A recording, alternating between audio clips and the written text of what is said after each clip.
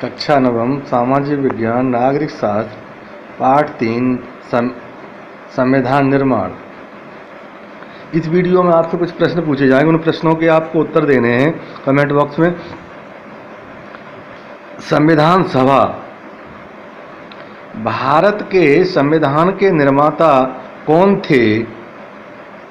यहाँ आपको संविधान बनाने में प्रमुख भूमिका निभाने वाले कुछ नेताओं के बारे में बहुत संक्षेप में कुछ जानकारी मिलेगी। चुने हुए प्रतिनिधियों की जो सभा संविधान नामक विशाल दस्तावेज को लिखने का काम करती है उसे संविधान सभा कहते हैं। भारतीय संविधान के लिए जुलाई 1946 में चुनाव हुए थे। संविधान सभा की पहली बैठक दिसंबर 1946 को हुई थी। इसके तत्काल बाद देश दो हिस्सों में बंट गया, भारत और पाकिस्तान के रूप में। संविधान सभा भी दो हिस्सों में बंट गई। संविधान सभा पाकिस्तान की और भारत की, इस रूप में दो भागों में बंट गई। तो यहाँ पहला प्रश्न है कि संविधान सभा की पहली बैठक कब हुई। दूसरा प्रश्न है संविधान सभा किसे कहते हैं और संविधान सभा कितने भागों में बंट गई। भारतीय संविधान लिखने वाली सभा में 299 सदस्य थे। 26 नवंबर 1949 को अपना काम शुरू किया। 26 जनवरी 1950 को हमारा संविधान लागू हुआ। इसलिए प्रतिवर्ष 26 जनवरी को गणतंत्र दिवस मनाते हैं। इस 26 जनवरी को हमारा देश को संविधान लागू हुआ, इसलिए हम प्रतिवर्ष गणतंत्र दिवस मनाते हैं। इस सभा द्वारा 50 साल से भी पहले बनाए गए संविधान को हम क्यों नहीं मानते? हमने पहले ही एक कारण का जिक्र किया। संविधान सिर्फ संविधान सभा के सदस्यों के विचारों को ही व्यक्त नहीं करता, यह अपने समय की व्यापक सहमतियों को व्यक्त करता है। दुनिया के कई देशों में संविधान को फिर से लिखना पड़ा क्योंकि संविधान में दर्ज बुनियादी बातों पर वहाँ के सभी सामाजिक समूहों या राजनीतिक दलों की सहमति नहीं थी। कई देशों में संविधान है पर वहाँ कागज़ का टुकड़ा या किसी एक किताब की तरह दस्तावेज भर है, कोई भी उस पर आचरण नहीं करता।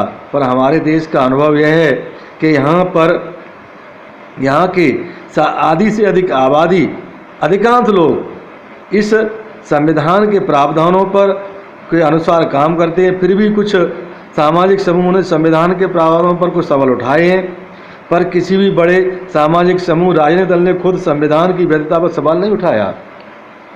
यह हमारे देश का एक असाधारण उपलब्धि है। संविधान को मानने का दूसरा कारण यह है कि संविधान सभा भी भारत के लोगों की एक प्रतिनिधित्व कर रही थी। उस समय सार्वभौम वयस्क मताधिकार नहीं था, यानी वोट देने का अधिकार सबको नहीं था। इसलिए संविधान सभा का चुनाव देश के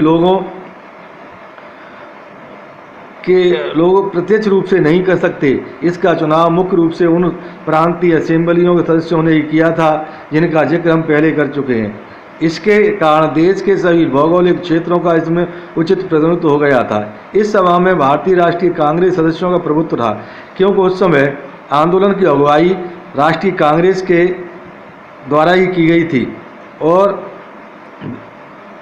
सभा में कई सदस्य ऐसे थे जो कांग्रेस के विचारों से सहमत नहीं थे। सामाजिक रूप से इस सभा में सभी जाति, समूह, वर्ग, धर्म, पेशों के लोग थे। अगर संविधान सभा गठन सार्वभौम वयस्क मताधिकार के जरिए होता तब भी इसका यही स्वरूप होता।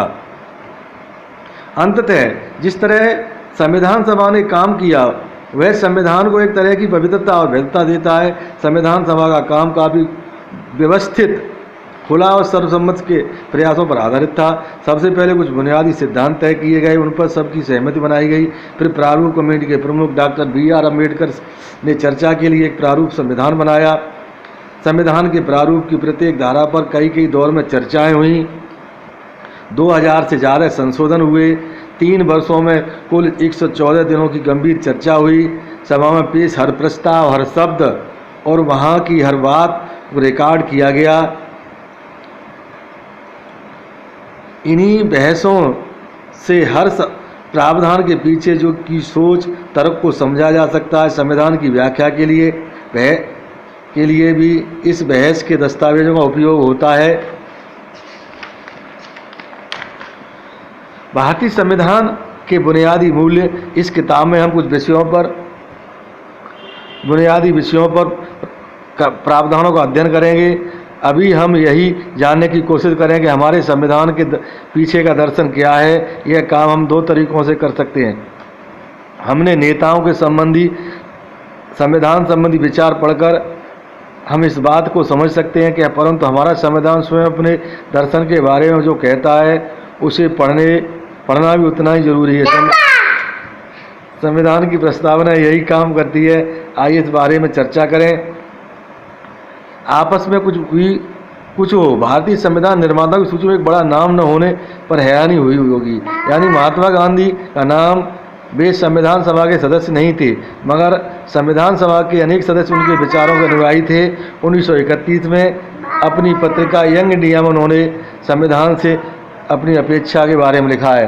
तो यंग इंडिया में कब छपी, उसमें किसके विचार थे, संविधान सभा में कितने सदस्य थे, इन सभी प्रश्नों के उत्तर आपको कमेंट बॉक्स में दें।